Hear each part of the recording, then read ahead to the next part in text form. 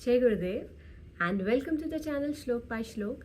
आज हम अध्याय 1 के श्लोक 17 और 18 को पढ़ेंगे। च परमेश्ववासः शिखंडी च महारथा दृष्टद्युम्नो विराटश्च सात्यकीश्च अपराजितः द्रुपदो द्रौपदेयाश्च सर्वशः पृथ्वीपते सौभद्रश्च महाबाहो शंखनादमु पृथक पृथक। और महान धनुर्धर काशीराज, महान योद्धा शिखंडी, दृष्टद्युम्न और विराट, अजेय सात्यकी, द्रुपद और द्रौपदी के पुत्र और महाबाहु सुभद्रा का पुत्र।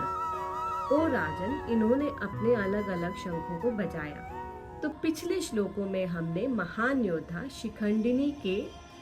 शिखंडिनी से शिखंडी बनने की स्टोरी पढ़ी थी। तो जिस यक्ष ने शिखंडिनी की मदद की ताकि वो एक दिन के लिए नारी से नर में परिवर्तित हो सके, अब उस यक्ष ने नारी बनकर कुबेर को ललचाने की कोशिश करी, अपनी ओर आकर्षित करने की कोशिश करी। वह उसे अपनी ओर, कुबेर को अपनी ओर आकर्षित करके उससे उसका सारा धन लेना चाहता था।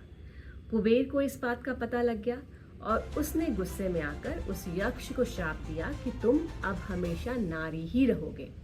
बिकॉज कुबेर ने उस यक्ष को ये श्राप दे दिया, अब परिणाम स्वरूप शिखंडिनी, जो कि अब शिखंडी बनी थी, हमेशा के लिए शिखंडी यानी एक नर के रूप में रह गई। इस श्लोक में बताया है कि अलग अलग महान धनुर्धरों और महान योद्धाओं ने अपने अपने शंखों को पांडवों की साइड से बचाया, जैसे कि महान विराट, महान धनुर्धर काशीराज, दृष्टद्युम्न, द्रौपदी के पुत्र द्रुपद और सुभद्रा का पुत्र।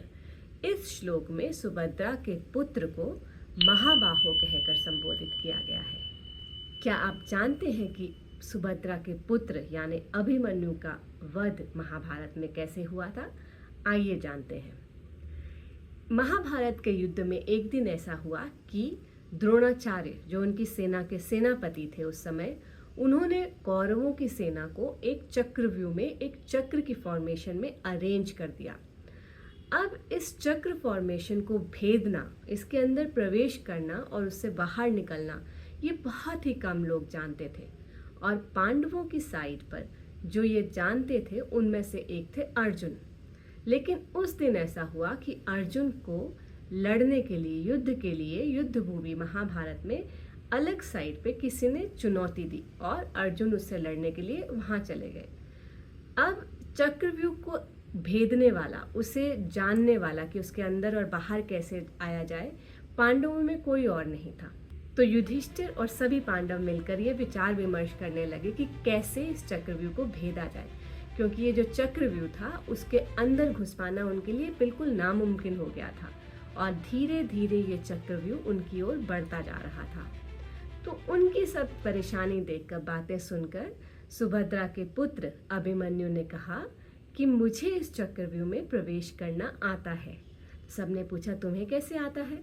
तो उसने बताया कि जब वो अपनी माता सुभद्रा के गर्भ में था तो एक दिन श्री कृष्ण और अर्जुन इस चक्रव्यूह के बारे में चर्चा कर रहे थे। तो उसने उस चर्चा से चक्रव्यूह में प्रवेश कैसे करना है ये तो सीख लिया, लेकिन चक्रव्यूह के बाहर कैसे निकलना है उससे पहले ही उसे नींद आ गई और वो ये बात नहीं सुन पाया। तो उसने अपने चाचाओं यानी पांडवों को कहा कि मैं युद्ध का नेतृत्व करता हूँ और मैं चक्रव्यूह को भेदूंगा, आप सब मेरे पीछे ही रहिएगा और ऐसे हम उसके अंदर घुस जाएंगे। सबने विचार विमर्श किया और उन्हें ये बात ठीक लगी, तो उन्होंने कहा ठीक है। अभिमन्यु ने अटैक को लीड किया और उसने चक्रव्यूह को भेद दिया।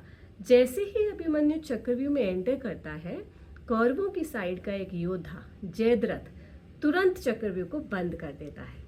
इसकी वजह से बाकी पांडव पीछे छूट जाते हैं और केवल अभिमन्यु चक्रव्यूह में एंटर करता है।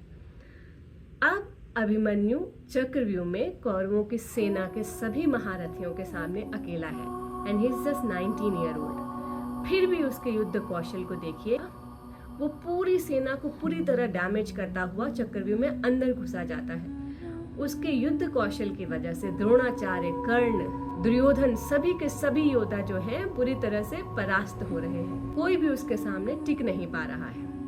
तब उन्होंने आपस में मंत्रणा की कि इस अभिमन्यु को कैसे रोका जाए। उन्होंने डिसाइड किया कि हम सब मिलकर उसे घेरेंगे, चारों साइड से सब के सब योद्धा मिलकर उस पर अटैक करेंगे।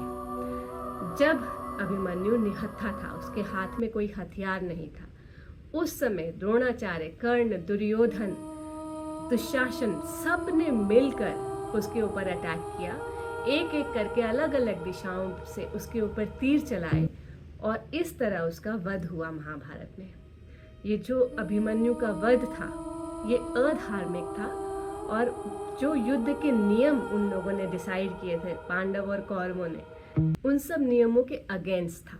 तो इस तरीके से महाभारत के युद्ध में अभिमन्यु की डेथ या उसका वध हुआ था। तो 17th और 18th श्लोक में इतना ही है। नेक्स्ट श्लोकों के साथ फिर मिलेंगे, तब तक के लिए जय गुरुदेव।